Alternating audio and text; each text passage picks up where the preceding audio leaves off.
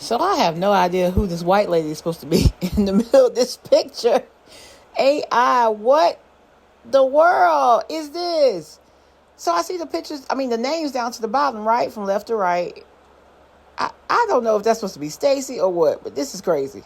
Anyway, y'all, let's get into this latest episode of Potomac after this brief introduction. Ready or not? Ready or not? Here I come. Can't hide. Gonna find you and then yo. I play my enemies like a game of chess where I rest. No stress, no success.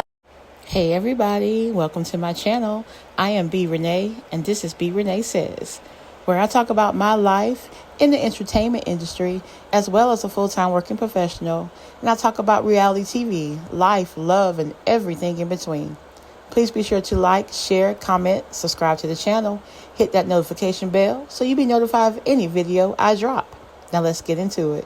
So the episode picks right back up where we were last week, when Angel is confronting the ladies about any kind of angst or issues or problems they've had or heard about her in the past. Speak now, forever hold your peace, at this rental home that's not even her house. Shade of it all, honey. So Wendy discusses with the ladies and with Angel and tells her that basically this real estate agent friend of hers is the one who's responsible for getting the Airbnb or rental that they were in before the recent one. So in other words, the alleged evicted property. This real estate agent told Wendy that basically she wanted, caviar and champagne on a Boone's Farm budget. Is what she wanted. So she wanted the house to look expensive, but she wasn't wanting to pay an expensive price. So, of course, Angel debunks it, jumps up, and this right here kind of got under my skin. I don't know, it could be because I'm not rich, but she got up and said my rich ass paid such and such and such. I think she said $14,000 a month or something. That is insane. Baby, B. Renee would be at Tent City if I had to pay $14,000 a month in rent. That is insane. But hey, if they got it and they can do it, more power to them. So I know they are an NFL family, and she definitely brags about being a wag. So they're getting ready to disperse, and what they decide to do is go outside to have some kind of mindfulness activity. Here we go, Angel again with the mindfulness stuff. And every time they've done that, they did a flashback. Every time they have done that this season, that Angel's really not really participating. She's just there watching. And this time did not disappoint. It's the same thing. So they were talking about, they were, excited for the trip and what they wanted to do. And, as far as, activities and getting to know each other. And so Giselle, being Giselle, of course, has some kind of shady comment. I think she said something about she just wanted a room with burning water or something like that. I don't know. It was something very basic and very shady, of course. But you could tell that Giselle was like pissed off this entire trip. You can see it throughout the episode. Like, only time I really see her really lively is the airport. And like after that, it just kind of goes downhill. Now, the ladies left at the rental were Giselle, Ashley, Stacey, Jazzy, and Monique, and Wendy. So all of them were left at the rental home, and Angel took Tia and Kay with her. She said Tia and Kay were initially going to stay at the house when it was going to be a couples trip initially, but when it changed, it stayed where it was. Still not really buying that explanation, because you'll see later on, if you've seen the episode, as far as like her property and the homes and the setup and all those things, she just didn't want them girls in her house, honey. Just say that. That's what I say. I say own it. And I'm pretty sure I saw a recent interview with her with Reality Tea, and I really think that that Angel is going to show up and show out at this reunion, and she's going to bring receipts, and she's really going to check these girls for how they've been treating her all season. But I digress. So she drives that hour and a half away, and they show the map again of the rental house and Angel's actual home. And they're heading back to the house, and so her house is actually, it's stunning. It is absolutely gorgeous, beautiful property, like very, very nice. Nice gowns, very nice gowns. So she shows Tia her room, and Tia's room is absolutely beautiful. Has your own bathroom. Kay, same thing, same setup.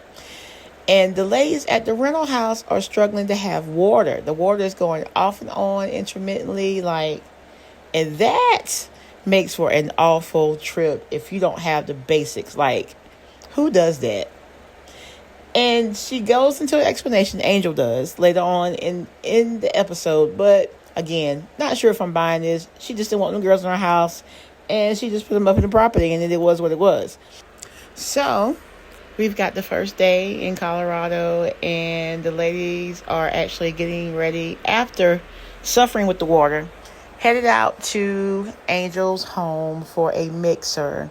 Now, the conversations that take place inside the vehicles are interesting.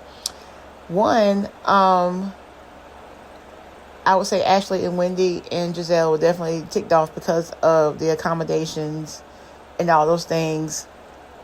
And one thing that they did talk about was the separation. Like, it doesn't really make for good girls' trips. It doesn't give them a chance to bond and stuff. And I think Wendy mentions, not in the car, but in another scene, that how when this late at night and they're just hanging out, talking and sipping and, just being girls is when they bond the most. And I agree with that. That does make for good girls trips. And I feel like, I don't know why Angel moved the way she did. It was weird. But again, she's charting her own territory. She's a newbie, so she's doing what I guess feels natural for her. So the other conversation that was interesting was Monique was talking about the similarities she sees in Angel and Bobby's marriage versus her and Chris Samuel's marriage. Of course, Chris Samuels was also on the show with Monique back in season 5 was the last season they were on together. And she was saying that how it was very performative things, she had to handle on her own. And, he would fit the bill and that would be it. And he wouldn't have any kind of involvement in it, any kind of, support to her. So Jazzy is eating all this up. Jazzy is really thirsty to me, y'all. Like, she really wants a champagne flute, and it's so obvious. Like, it's like, girl, can you relax? So, of course, she's going to run and tell that, because Jazzy just gives off that energy as a run and tell that kind of girl. I really feel like she is. Anyway, so they get to the mixer, and this next scene with these people at Angel's home is just, I don't know if it was editing or what. It was just so awkward to me. Okay, so the ladies get to the house, right? And Angel is giving them a tour of the property. And so they go outside and they greet Bobby. I think he was standing there like maybe grilling, or I don't know. He was just standing there as the ladies were coming in. He was speaking to all of them. So she continues her tour. And then the tour stops amongst the fireplace where they were sitting out, chilling, whatever. And Angel introduces Bobby's, friends, people, cousins. I don't know who the hell these people are. These guys that were just sitting there. They barely speak. The second guy who was smoking a cigar, I don't know who the hell this nigga thought he was. I'm sorry. Excuse me for saying that. But listen, I mean no harm in not saying that. Listen. Okay? This Joker, I have no idea. But he, like I said, it might have been editing. He was just so weird. And it's like, oh my God. So anyway, I checked on social media just to see what people were thinking about that. And some people were like, well, I wouldn't have spoke back either, because especially how manipulative Ashley and Giselle can be about saying somebody's coming on to them or whatever, something like that. I'm like, okay, that's a reach. You're reaching. I'm glad your arm is that long to reach. That is ridiculous. Like, I don't agree with that at all. I'm not sure. Hopefully they spoke back and editing just made it look like that, but I don't think so. Stacey was like, it reminded her of Get Out, which I think was cute. well, it was just awkward and weird. Oh, one more thing I want to make reference to in the car ride over to Angel's house, how Monique gave a little bit of production tea. She talked about how although production pays for certain things, it is the host's trip, and they make sure that, well, she made sure that, what she had planned and set out, aligned with whatever production was wanting for the trip as far as the show is concerned. You can definitely tell. I'm not sure if they have new producers, or maybe one of the producers just let her go rogue as far as Angel's concerned. I don't know. But that was very interesting, the way she presented that. So now we know, at least on production at Potomac, that is how they run things for girls trips. So to sum this last part of the scene up, the ladies are outside freezing but eating very delicious, good-looking food. And they are actually talking about if Stacey be lying or not. Stacey be lying, Mia be lying. Shout out to Mia Thornton. But yeah, so there's a conversation about whether or not the situation with Chris Samuels is factual, or what's going on with that. Monique mentions that she getting like cease and desist letters from Chris's attorneys or something of that nature. So something is being said that's being taken back to the point where Chris's attorneys are reaching out to Monique's attorneys. So she said it still remains to be seen whether or not Stacey is telling the truth or not, and she's going to give her the benefit of the doubt until she gives her a reason not to. So the ladies are wrapping up. They're leaving. It's like 7:30 p.m. And Angel's like, all right, bye, y'all. Like, I don't understand why Angel's on this show. Obviously, she does not want to be around these people. She does not want to be around these ladies. So they're suggesting that after tomorrow, after they go to Aspen on the private jet and all those things, whatever, if they want to come back to the rental house, and have like a pajama jam, just hang out, a little slumber party. Angel, of course, does not want to do it. I did hear someone say that she's still in the breastfeeding stage, so that might be a reason why, which Ashley should understand, as well as Wendy or Monique. Because if you think back on season 5, when Monique had her trip, when T'Challa flew and landed on Wendy, that year, was that not the year that Ashley came, or was the year before when Ashley came to the girls trip with her baby, or with breast milk or something like that? One of those seasons. So they should understand that if that's the case. But again, this is Angel not wanting to go. She talks to her husband Bobby about it.